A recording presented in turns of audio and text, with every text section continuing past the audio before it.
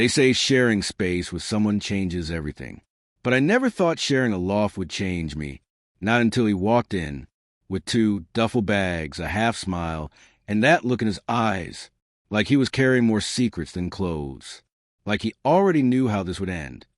My name's River. I'm 28. I run a small design firm in downtown Chicago with a dream bigger than my budget. The kind of guy who eats frozen burritos at midnight while watching pitch decks fail on Shark Tank. I had this spacious industrial loft. Open beams, tall windows, concrete floors. Perfect for productivity. Too expensive for one.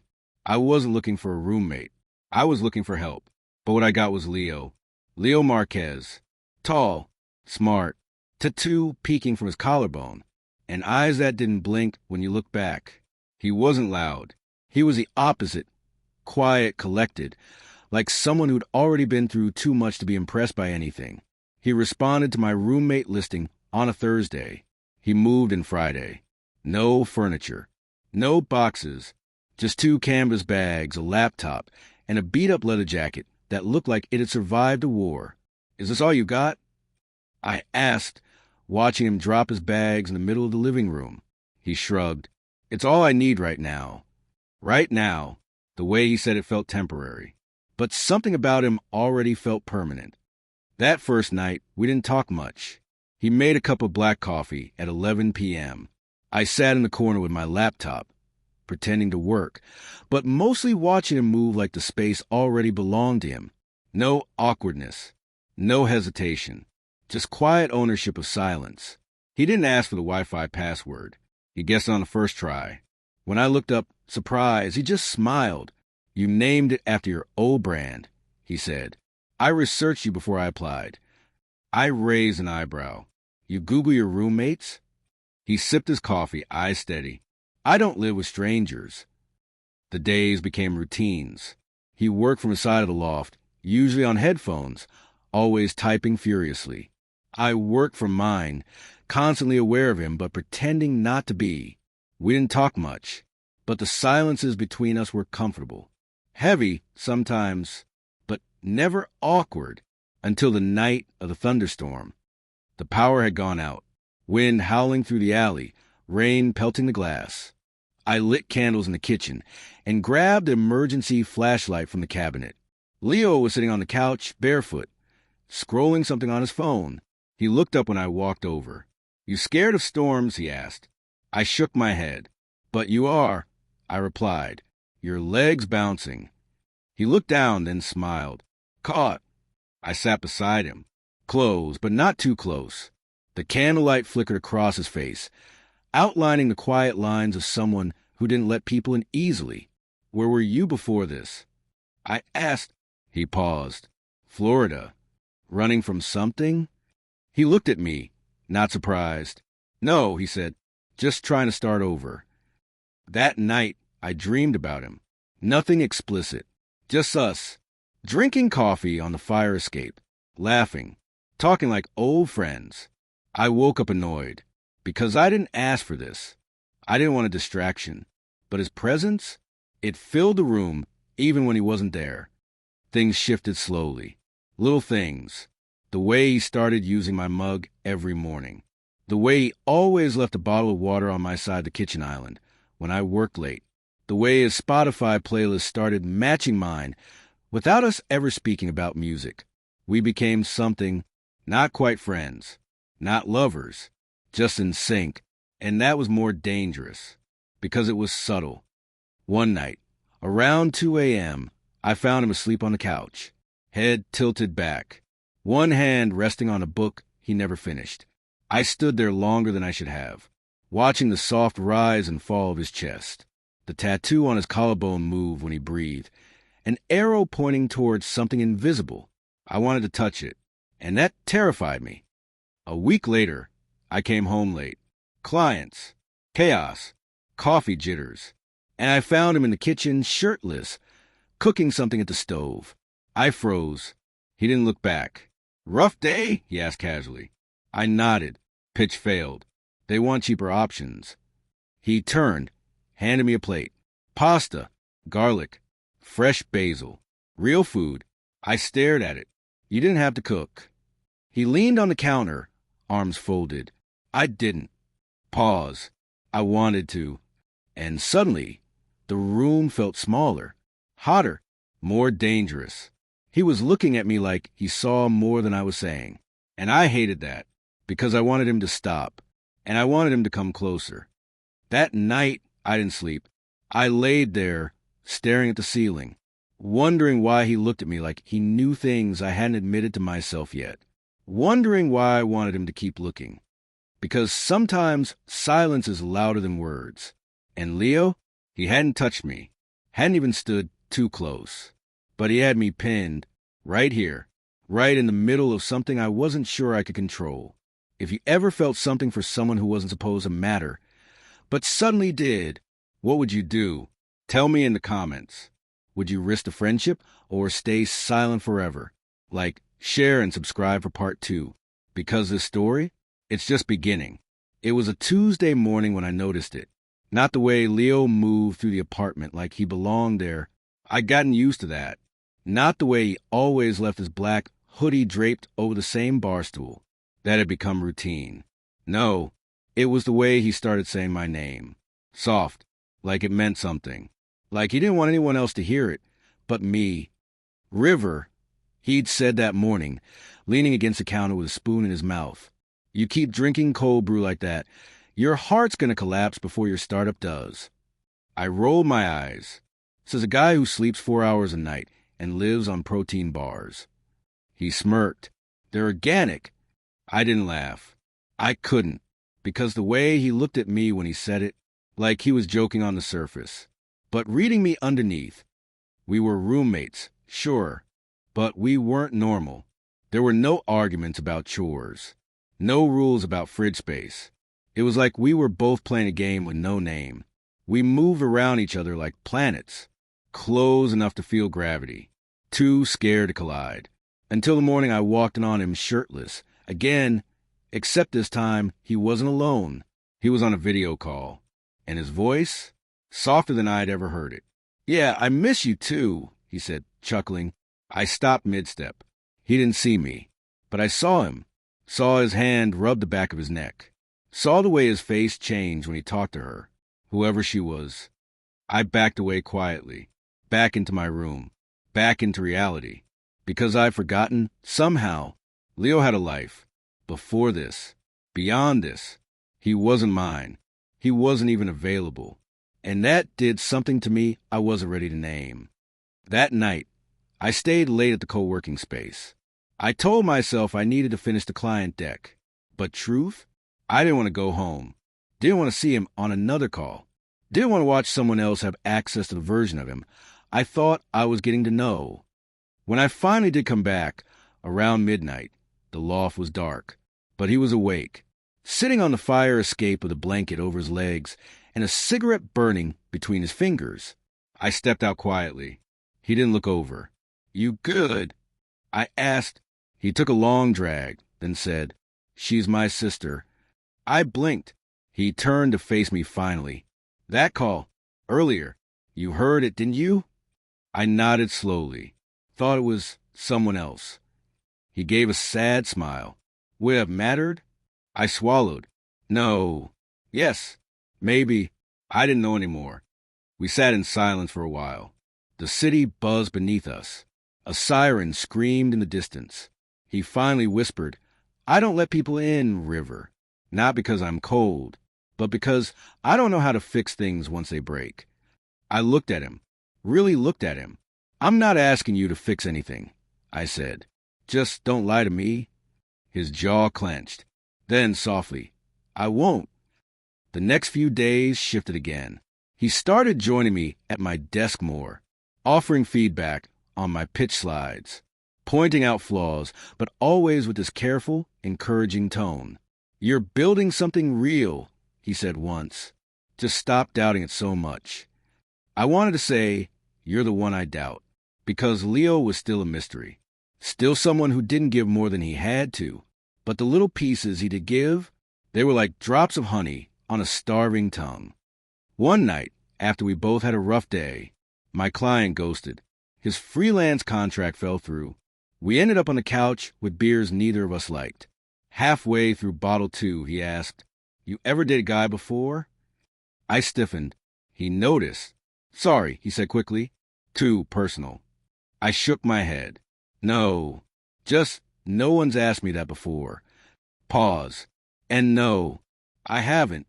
He stared at me a little too long, then asked, "Would you?" My throat went dry. "I don't know," I whispered. "Why not?" I shrugged. "Because I've never met someone who made me want to." He leaned back slowly, didn't push, didn't press, just nodded and said, "Okay." But the way he said it, like he already knew something I didn't. Like he might be the one to change that answer. Some people fall fast. Others fold slowly. I was folding, not just emotionally, but physically.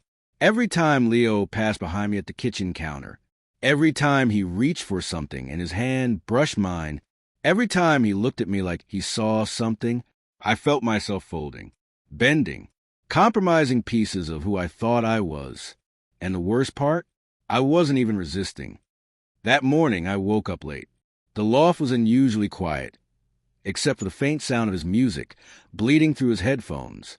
He was sitting at the dining table, hoodie on, laptop open, glasses on the bridge of his nose. He only wore them when he thought I wasn't watching. "You sleep like a rock," he muttered, eyes still on the screen. "I dream like one, too." He finally looked up and smirked. "You okay?" No, but I nodded anyway, because I didn't know how to say, "I keep dreaming about you, and I don't know what the hell it means." I made coffee. He worked, and for a while it felt normal, like we were just two roommates, two professionals chasing goals under the same roof. But at 11:47 a.m., everything shifted again. I dropped my phone. It slid under the couch. I bent down to grab it. Leo bent down too.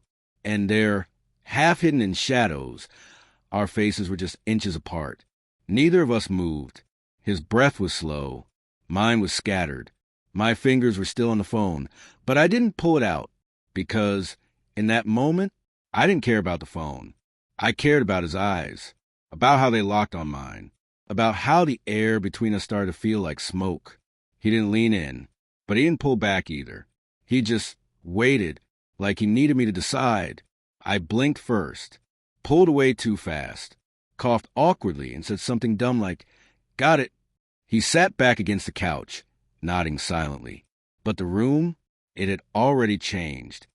Later that night, I tried to forget. I went out with my friend Amy, drinks, neon lights, loud laughter. But even then, Leo's name hovered on the edge of every conversation. "You've been weird lately," she said, twirling her straw. "Weird how?" She tilted her head, like you're thinking about someone and you really don't want to be. I swallowed. She leaned forward. "Is it a guy?" I froze. She laughed softly. "I knew it. You're not as subtle as you think." I shook my head. "Nothing's happening." "Doesn't have to," she said. "Sometimes feelings are louder when they're unsaid." When I got home, Leo was in the kitchen. Hoodie off, tank top on, arms flexed as he wiped down the counter. "Good night," he asked. "Yeah, just drinks." "Anyone new?" I paused. "Just Amy." He didn't say anything for a second. Then, quietly, "Cool." He grabbed his water bottle and turned to leave, but I stopped him. "Leo." He looked over his shoulder. I hesitated, heart beating too fast.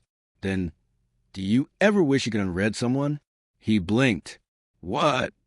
"Like, once you know something about someone, you can't unknow it, even if it messes everything up." He stared at me, longer than usual, then walked back slowly, stood right in front of me, and said, "What is it that you think you know about me?" I opened my mouth. Nothing came out, because I didn't know if I meant to accuse him or confess something myself. He exhaled. "You don't have to be afraid of what's true, River. Just afraid of what you ignore." Then he walked off, back to the side of the loft, and left me drowning in the one thing I hadn't admitted out loud, that I wanted him. Maybe not to kiss me, maybe not to sleep beside me, but to choose me, to say, I feel it too. The next morning, he made coffee in my mug, and when I reached for it, he didn't let go right away, just looked me in the eyes and said, let me know when you're done pretending, and walked away. I couldn't sleep that night. The mug thing messed with my head more than it should have. It was just coffee, just a handoff, just a look. But it wasn't. Not when Leo held it like that. Not when his fingers stayed a second too long. Not when his eyes didn't blink as he said, let me know when you're done pretending. The thing was, I was pretending, but I didn't know what was real anymore. My feelings, his, the tension, was it all one-sided? Or was he just waiting for me to screw up first? The next morning, I avoided him. I left early, worked out longer than usual, camped at the cafe downstairs pretending to revise pitch decks I'd already submitted. But by sunset, I had to go back. And when I did, he wasn't there. No note, no hoodie, just an empty loft and my own heartbeat in my ears.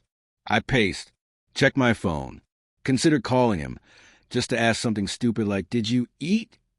But I didn't, because I wasn't his boyfriend. Hell, I wasn't even sure I was his friend anymore. Around 11 p.m., the door opened. Leo walked in, hair damp, collar popped, smelling like cologne and city night air.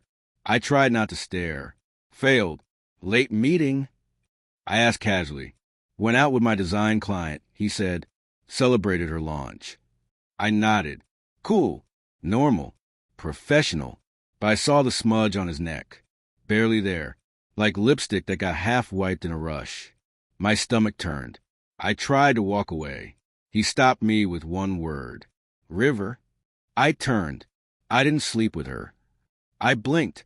Okay. She tried. He added, I didn't want to. Why are you telling me this? His jaw tightened. Because I'm not pretending. That hit me like a punch to the ribs. He wasn't pretending? So what was I doing? Running? Freezing? Denying? All of it? Because if he was stepping forward, why the hell was I still stuck? He stepped closer. I don't do feelings well, he said. You know that. I nodded. But I know when someone makes me nervous. When someone makes me want to show up, even if I don't know how. I swallowed. What are you saying? I'm saying, he paused. You can stop hiding from me, if you want. And suddenly, everything inside me cracked. All the late nights, the lingering glances, the jealousy, the guilt, the fear. I took a breath, stepped closer to. Then, because I couldn't stand another second of almost, I said it. I think about you, Leo, all the time. When you laugh, when you're gone, when you wear that stupid hoodie and leave it on my chair. His eyes didn't move. You scare me. I added. He exhaled. Good, because you scare me too. The silence after that, it wasn't awkward. It was sacred, like we'd finally dropped the act. And beneath it, there was something warm, unstable, but real, something worth breaking the rules for. He reached for my hand, didn't ask, didn't hesitate, just held it. And for once, I didn't pull away. They say holding someone's hand can tell you everything. About who they are, about how they feel, about what they're not saying. And when Leo's hand closed around mine in the quiet of our shared loft, I felt all of it. Warmth, want, and the weight of every second we'd tried not to get here. Neither of us said anything. We didn't need to. His thumb moved slowly over my knuckles, almost like he was afraid I'd pull away. But I didn't. Not this time. I couldn't, because my body was tired of fighting what my heart had already decided. We stood like that for what felt like forever. Then, without a word, he let go, but not like he was retreating, more like resetting. I need air, he said quietly. I nodded. Yeah, me too. We stepped out onto the fire escape. The city below us was glowing. Windows lit like stars. Voices rising from the sidewalks like background noise to our private orbit. He leaned on the rail. I leaned beside him. You okay? I asked. His laugh was dry. I don't think I've been okay since the week we moved in. I looked at him. Because of me? No, he said, because of me. He ran a hand through his hair. I came here thinking I just needed a space to crash. Finish some freelance gigs. Get my life together. He looked down at the street. I didn't expect to meet someone who'd mess me up this bad. My throat tightened. You're not messed up. He glanced at me. Then why does this feel like a risk? I didn't answer right away. Because he was right. It was a risk. If we messed this up, we wouldn't just lose a maybe romance. We'd lose the home we built, the trust, the comfort, the late-night brainstorming sessions, the quiet support in stressful mornings. I sighed. I don't know, Leo, but I think sometimes the thing you're most afraid to feel is the one thing worth feeling. He turned to me, and for a second, I thought he was going to kiss me, but he didn't. He just whispered, "You always say the right thing." We stayed out there for an hour, talking about everything but us. Business ideas, childhood stuff, what we'd name a company if we ever launched one together. It was easy, scary, but easy, and somewhere between laughter and lingering glances, I realized something. We weren't roommates anymore. We were something else, undefined, unlabeled, but deeply, dangerously connected. That night, I couldn't sleep. I kept playing the hand-holding moment in my mind like a scene from a movie I couldn't stop watching. The touch, the pause, the space between us closing, breath by breath. And the worst part? I wanted more. Not just a kiss. Not just one night. I wanted mornings, arguments, shared meals, Sunday grocery runs. I wanted us. The next day was quiet. We both worked from home. I was seated on the floor, laptop on the coffee table. Leo was on a client call, pacing shirtless, a mug in one hand, AirPods in the other. I pretended not to notice the way his back muscles shifted when he moved. But my typing slowed. "River," he called after hanging up. I looked up. "Want to do something tonight?" My stomach flipped. "Like what?" He shrugged. "Anything. Movie. Takeout. I don't want to be in my head tonight." I nodded. "Okay, let's be not in our heads together." We ordered Thai, watched an old movie on mute while playing music over it. An old thing we started doing months ago when we were just friends. Except now it felt different. Every laugh was loaded. Every time our knees brushed, it lingered a beat too long. Halfway through the movie, Leo shifted closer. I felt his thigh press against mine. I didn't move, and neither did he. Then, in the middle of a quiet guitar riff, he turned and said, "I want to kiss you." My heart punched inside of my ribs. "Then do it," I whispered. He did, and nothing else existed after that. No projects, no deadlines, no boundaries. Just him and me, and the realization that we'd finally stepped into the thing we'd been orbiting for weeks. His hands were slow, careful. Mine were not. I pulled him in like I'd been waiting forever, because I had. And it wasn't rushed. It wasn't messy. It was right, like something that should have happened a long time ago. Afterward, we lay on the floor, both of us on our backs, staring at the ceiling, breath slowing. He turned his head toward me. "You okay?" I nodded. "You?" He smirked, terrified. I smiled softly. "Same."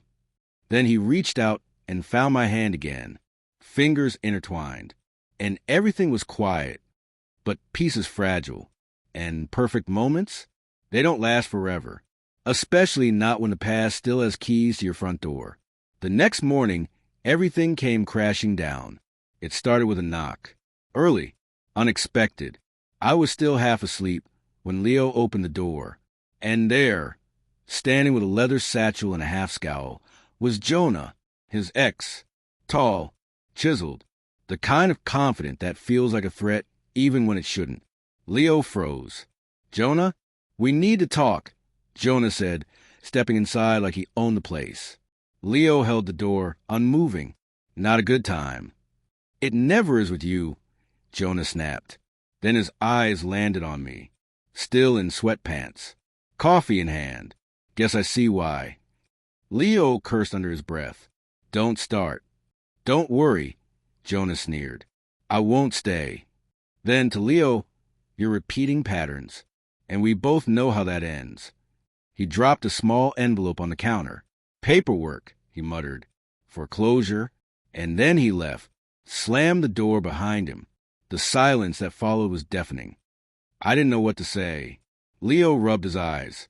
I didn't know he'd come. I swear. I nodded, but I was spiraling. You guys still talk? No, we haven't in months. So, why was he here with closure? I don't know, Leo said, stepping closer. He's dramatic, always has been. But you dated him. I said, you loved him. That was before you, River. His voice cracked. I'm here now. With you. I didn't respond, because fear had already crept in. Fear that I was the rebound. Fear that I was the pattern.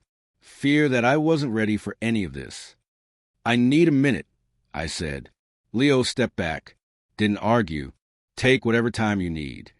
And then he went to his room, closed the door behind him. Just like that, the line we crossed felt like a cliff we were suddenly falling from. We didn't talk for 2 days. Not a word.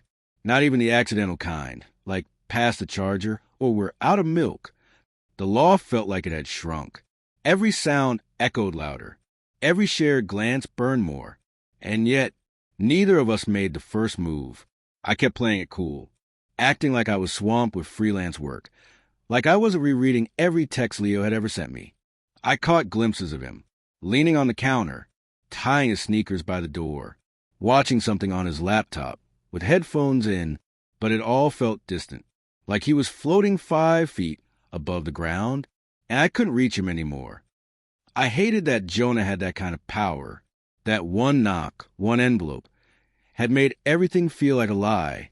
I didn't want to feel insecure, but I did, because Leo had a past, a real one, and I was just me, the safe option, the roommate with feelings, the maybe.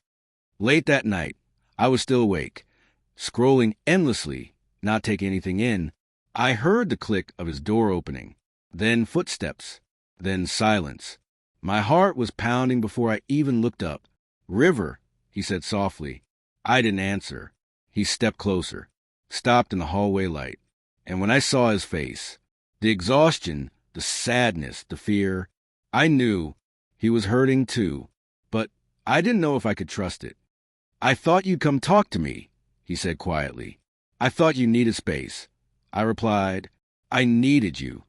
That hit hard, too hard. I sat up slowly. So why didn't you come to me? He looked down. Because I'm afraid of what I'll ruin. Again. He came over, sat on the edge of the couch, not touching me, just close enough for me to smell that faint trace of cedar soap he always used. I screwed up with Jonah, he said. Big time.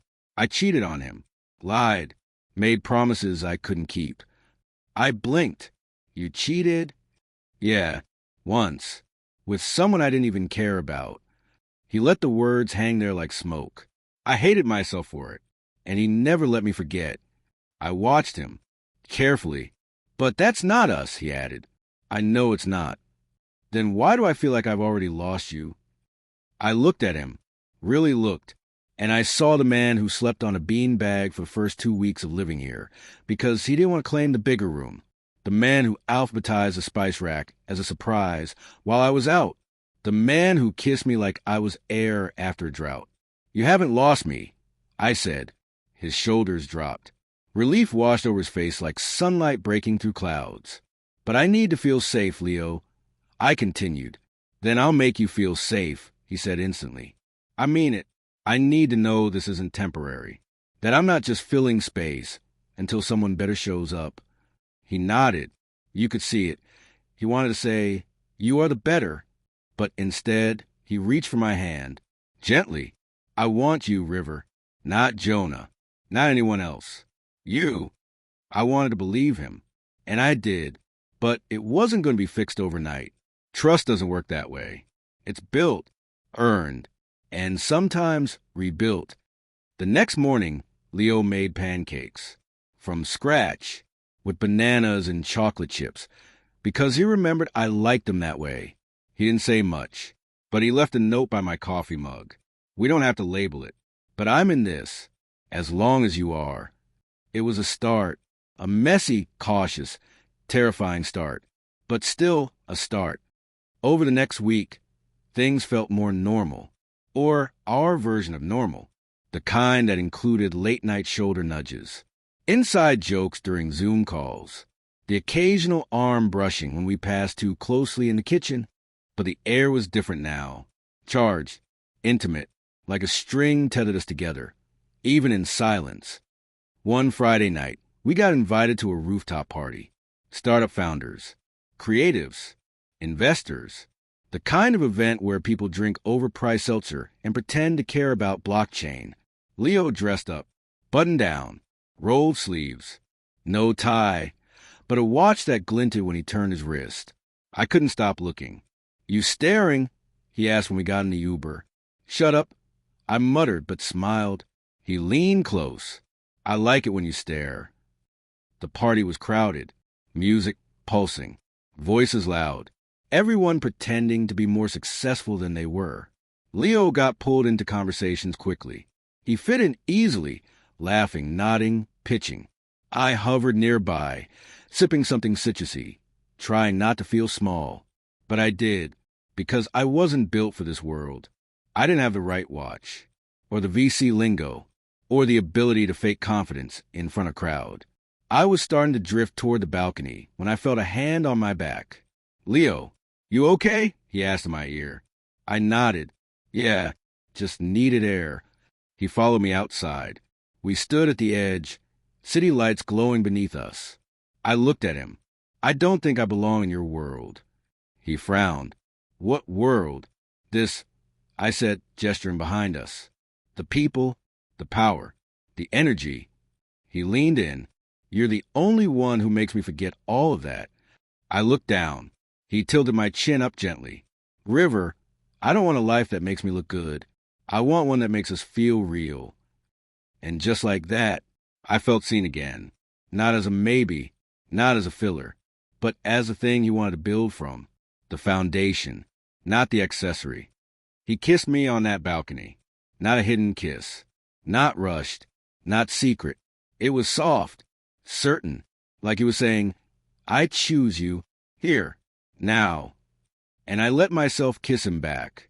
Because no matter how shaky things had been, this felt steady. This felt earned. This felt right. When we got home, I collapsed on the couch. "Thanks for rescuing me." He laughed. "From overpriced sparkling wine and tech bros? Anytime." I watched him take off his shoes. "You're really not scared?" "Terrified," he said. "Then why are you doing this?" "Because I'd rather be terrified with you than confident with anyone else." We stayed up late, talking, planning, dreaming, not just about business, but about vacations, future apartments, maybe even a dog. And in that moment, barefoot, sleepy-eyed, curled under one blanket, I realized something. This wasn't just a situationship. This was the beginning of home. Sometimes love doesn't unravel with a bang. It unravels with a slow peeling away of the good days, a missed breakfast, an unanswered message, an unspoken thought that grows louder with every silence. Leo and I were doing fine. That's what I kept telling myself. Fine. Not great. Not awful. Just fine. And it was starting to terrify me. The loft had gone quiet again. Not the kind of quiet that came with peace, but the kind that came with calculation, politeness, a fragile truce held together by routine. We still worked in the same space, still shared coffee in the mornings, still kissed each other goodnight. But the spark, the need, it had dimmed. Not gone, but flickering. It started after a call. Leo was on the phone with someone named Elise. I didn't know who she was at first. I wasn't eavesdropping, but I was listening, because the tone in his voice was different, warm, focused, excited. And when he hung up, he didn't mention her. I waited for him to say, "Hey, that was Elise, an old friend, a client, a whatever." He didn't. He just went back to typing, sipping his cold brew like nothing happened. And that's when the feeling started. That low buzz in my stomach. Insecurity. The kind that whispers, "You're not enough. You're temporary." A few days later, I saw her name on his calendar. Lunch with Elise noon. That was it. No last name. No context. I tried not to read into it. But by then, the doubt had already started nesting inside me. I wanted to ask. But how do you ask without sounding paranoid? "Hey, who's Elise?" Should I be worried that you smiled like that on the phone with her? No, I stayed quiet. I didn't want to be that guy. That night, he came home later than usual, carrying leftovers. 1 box. Pad Thai. "I thought you might be hungry," he said. I took it, but the gesture didn't land like it used to. It felt apologetic, not thoughtful. I wanted to ask, was she pretty? Instead, I said, "Thanks."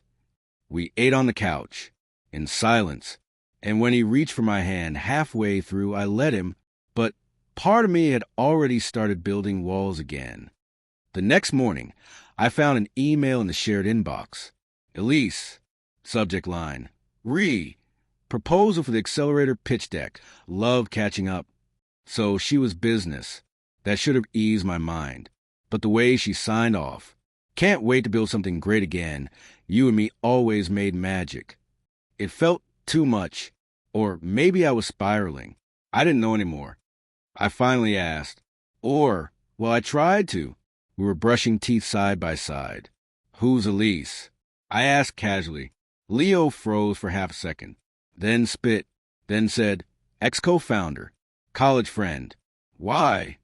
I shrugged. "No reason. You just lit up on that call." He smirked. "She's intense. We used to stay up all night building stuff together. Feels like a different life. Are you thinking about working with her again?" His pause was almost invisible. Almost. Maybe. Nothing official. I nodded, and we both went back to brushing. But something inside me cracked a little. Not because of Elise, but because I hated how easy it was for my jealousy to sabotage trust. That week, Leo became busier. More calls, more Slack messages, more late nights out. He always came home, always crawled into bed. But each time, the space between us grew a little colder, a little quieter, until one night, he didn't come back at all. I woke up at 3:14 a.m., alone, no text, no voicemail, no hint. I sat up, heart thudding like I'd run a marathon. Find my iPhone. Nothing. Panic gripped me by the throat. What if he was hurt? What if something happened? Then, as I stared at my screen, his dot appeared. Midtown. Somewhere near an apartment building. No message, just location. He came home at 6:32 a.m., looking exhausted, jacket slung over one shoulder, eyes red. I didn't yell. I just looked at him and said, "Tell me now if there's someone else." He froze in the doorway. "I wasn't with Elise." "I didn't say you were." I snapped. "But you thought it," he said softly. And just like that, the room filled with everything we'd been avoiding. I fell asleep at friends. We were talking business. I had one too many and didn't want to drive. That's all. That's all. I stared at him, wanting so badly to believe it, wanting so badly to erase the past week. But I couldn't, because I didn't recognize us anymore. He stepped closer. "River, I don't want to lose what we have." "Then fight for it." "I am." "Then show me." He touched my arm. I don't know how. That was the moment I broke, because I didn't know either. He went to shower. I sat on the couch, staring at the skyline, wondering if love was supposed to be this hard, if maybe we weren't ready, if we rushed in because it felt like magic, only to realize we didn't have a map once the spell wore off. Later that night, he cooked dinner, not takeout. Real food. He grilled salmon, steamed rice, roasted vegetables with that stupid herb mix he loved from Trader Joe's. We ate in silence. Then he said, "I'm deleting the pitch deck." I looked up. "What?" "Elise wants me to join her in Seattle. Full startup offer. High equity." I stared. And I said no. My fork dropped. Why? He took my hand. Because if I'm building anything right now, it's us. I didn't say anything. Tears filled my eyes. And I hated that I doubted him. I hated that I'd let insecurity whisper lies into a story we were still writing.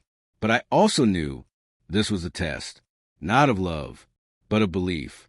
In him, in us, in the possibility that maybe the thing we started as roommates was turning into the kind of partnership worth fighting for. It had been 3 weeks since the night Leo chose me over Elise. Since the fight. Since the near unraveling. We were okay now. Not perfect. Not flawless. But okay. The loft felt warmer again. Lighter. He kissed me while pouring coffee. I kissed him mid-pitch meeting, just to mess him up. We danced barefoot to stupid playlists on Tuesday nights like no one was watching. Because no one was. This was our little world. And it finally felt like it was ours again. Then the letter came. It wasn't addressed to him. It wasn't addressed to me. It was addressed to us. Leo and River. Scrawled in messy pen on the front of a plain white envelope. No return address. No stamp. Just dropped under the door sometime between 2 and 4 p.m. I found it when I went to get groceries. Leo opened it. His hand trembled just slightly. He read the note once. Then twice. Then sat down slowly. What is it? I asked. He looked up at me. His face had drained of color. It's from Jonah. Jonah, the ex, the shadow, the man I'd never met, but it felt hovering between us from the start. Leo handed me the paper. His voice was barely audible. He knows about us. The note was short, messy, angry. I always knew you couldn't be alone. Congrats. I hope this one knows what he's getting into, because I sure as hell didn't. There was no signature, just a photo. Old, crumpled. It was Leo and Jonah, on a beach, smiling, young, and in the back of the image, I saw something I wasn't expecting. A ring, not flashy, but unmistakably a commitment ring on Leo's finger. Were you engaged? I asked. He looked like he'd been holding his breath for days. Yes. I stared at him. How come you never told me? He ran a hand through his hair. Because I was ashamed of how it ended. That's not an answer. He exhaled hard. We were engaged for 7 months. I called it off 2 days before the wedding. I said nothing. My chest tightened. Why? Because I realized I didn't love him the way I thought I did. Or maybe I was just afraid of the future, of screwing it up, of repeating my parents. So you ran. I did. I sat down. The couch felt smaller than usual. So did the air in the room. He has no right to do this, Leo said, holding the photo like it might burn him. Showing up like this, digging up ghosts. But you let the ghosts live here, Leo. He flinched. I didn't mean to. You didn't try not to either. We didn't talk for the rest of the night. Not out of anger, but out of emotional exhaustion.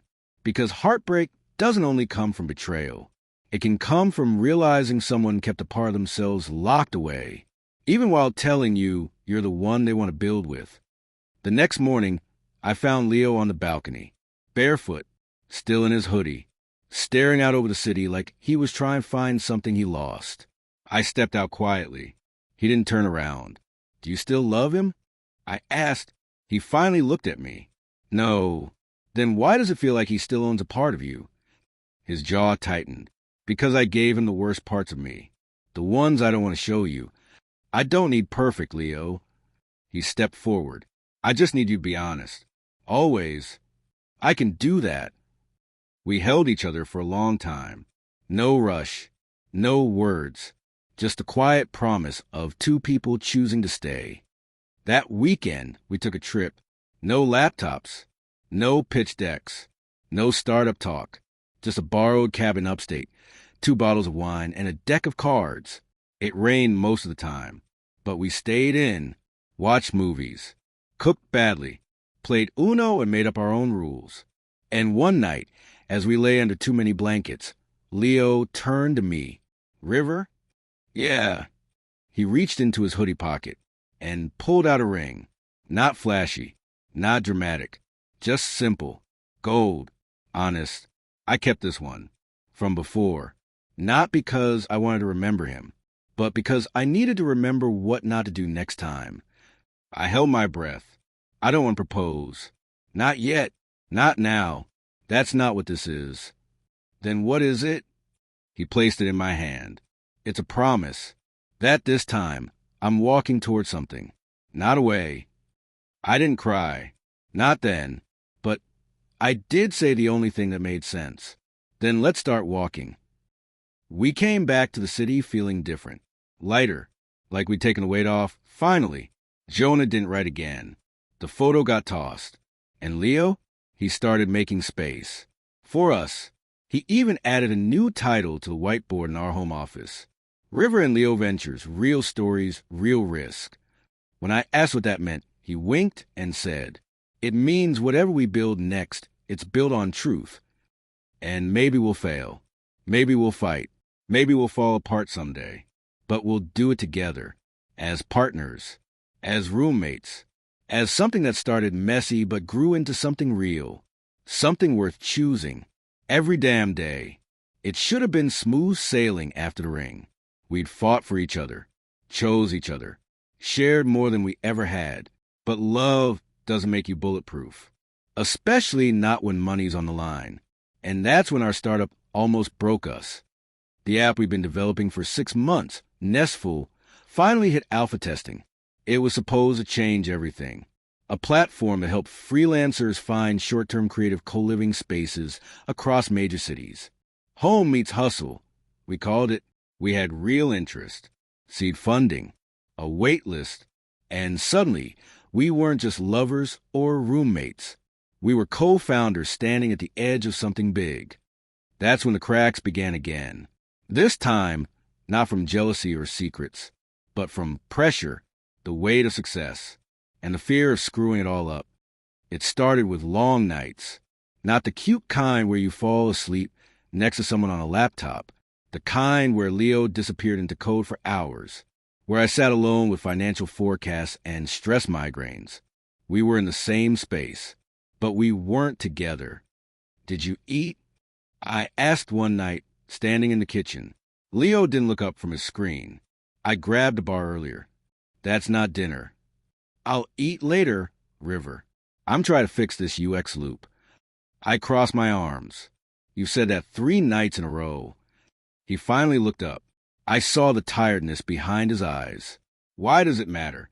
It's crunch time. We're doing this for us, right? I hesitated. Yeah, but if we kill ourselves building it, there won't be enough left to enjoy it. He didn't respond. Just turned back to the screen. I walked away, and something inside me started quietly splintering again. The next day, I pitched to a micro-investment firm. Alone, Leo said he was too buried in bug fixes. So I wore the blazer, smiled hard, told our story to strangers. And when I got back home with good news, $50,000 in soft interest, Leo barely looked up. "That's great," he said flatly. "Great." I asked, "I'm sorry, I'm just fried," he added. "We'll celebrate tomorrow." We didn't. Tomorrow became next week. Next week became after launch. And after launch felt like a moving finish line we'd never cross. One night, I found him asleep at his desk. Slouched, laptop open, headphones still on. I pulled a blanket over him and realized I hadn't kissed him in 4 days.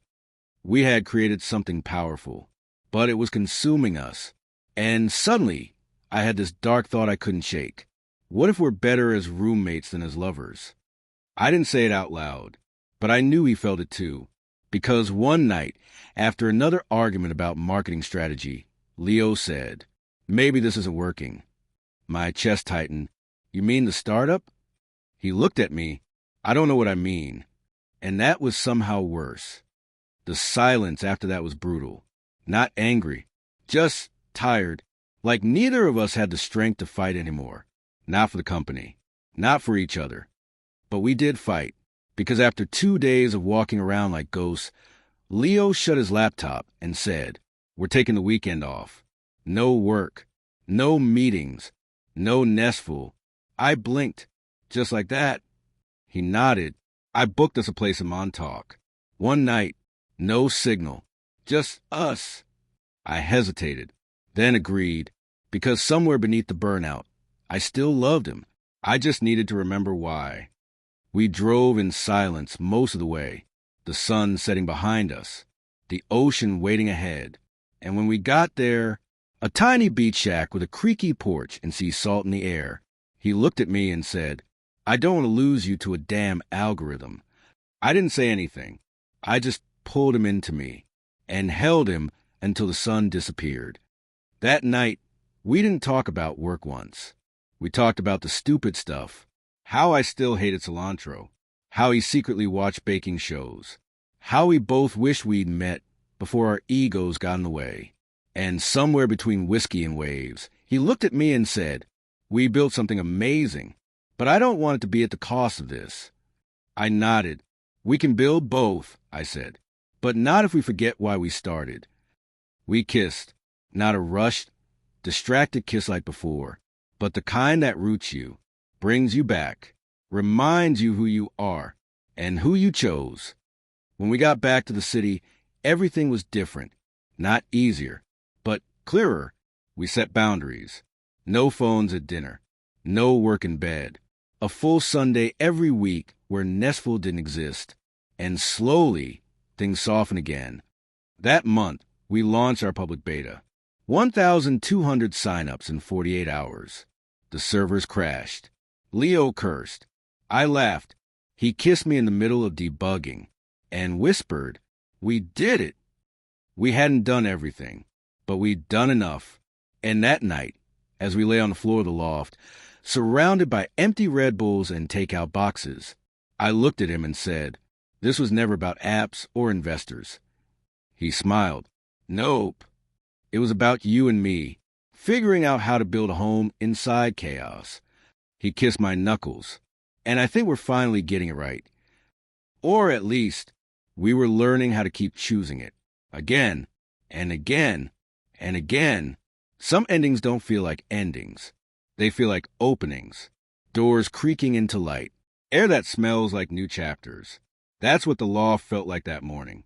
Warm sunlight slanting through the blinds, the echo of Leo's bare feet on hardwood, the hum of a coffee maker, and the sound of quiet breathing beside it, mine. We had launched. We had survived. But something was still shifting, and I didn't know yet whether it was us growing into the next version of ourselves, or whether something even bigger was about to break. Leo had been quiet for 3 days. Not cold, not distant, just thoughtful. He kept scribbling in his notebook during breaks. Long walks alone after our Zoom meetings. Eyes that drifted past me like he was trying to catch a signal only he could hear. Then one night he said, can we talk?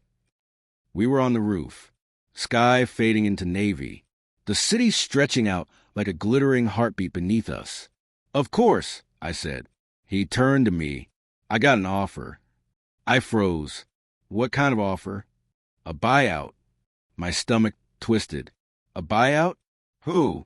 Modular Ventures. They want to acquire Nestful, integrate it into their home share model. Full equity buyout.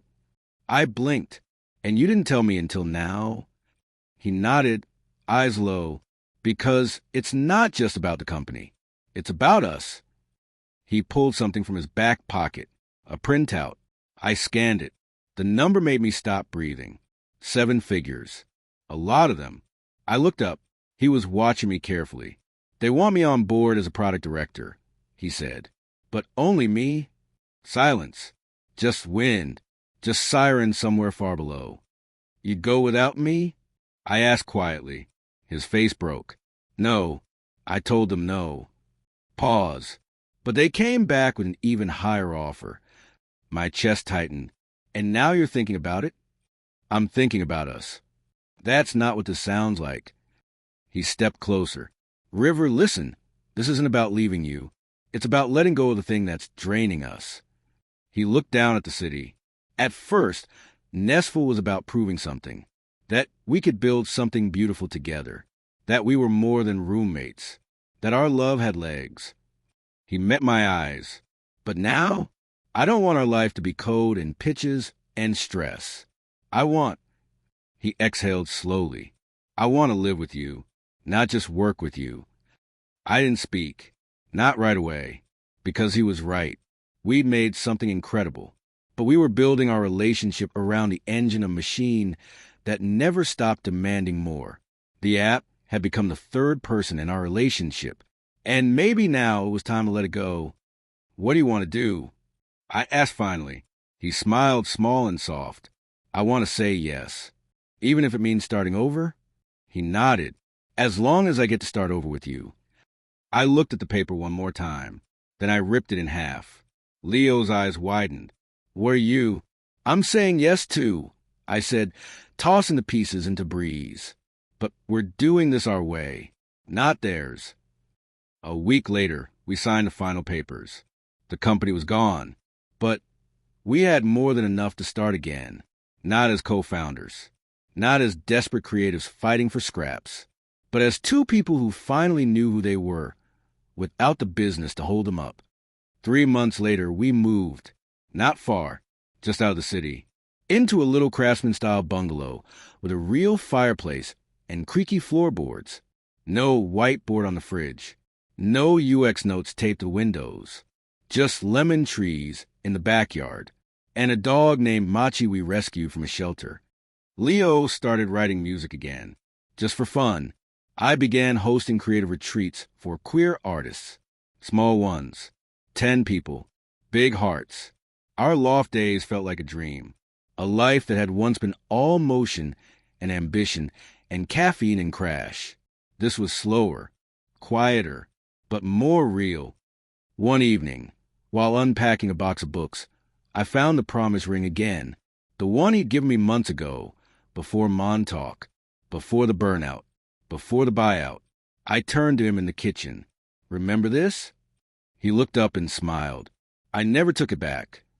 Good, I said, walking over, because now I have something to add. I pulled out a small velvet box. His eyes widened. You're not. I am. I smiled. Only if you're ready. He opened it slowly. Inside was a ring. Not fancy, not flashy, just clean, solid, ours. He looked at me, stunned. You're really asking? I am. Pause. He laughed. Then let me say it properly. He took the ring, slipped it on, and said the only thing I ever needed to hear. Yes. Later that night, as we lay under tangled blankets, dogs snoring at our feet, I whispered. Crazy how it all started with a Craigslist ad. He chuckled. I think we should frame it. What? The original ad. Looking for a roommate in Soho Loft. Must be clean, creative, and gay-friendly. I laughed. Ad. Must be okay falling in love with the owner. He pulled me closer. I was always okay with that. Some stories begin with a kiss. Ours began with a lease, a pitch deck, a shared fridge, and too many coffee mugs. But it turned into something no app could capture, no business plan could forecast. Something simple, strong, true, something like home.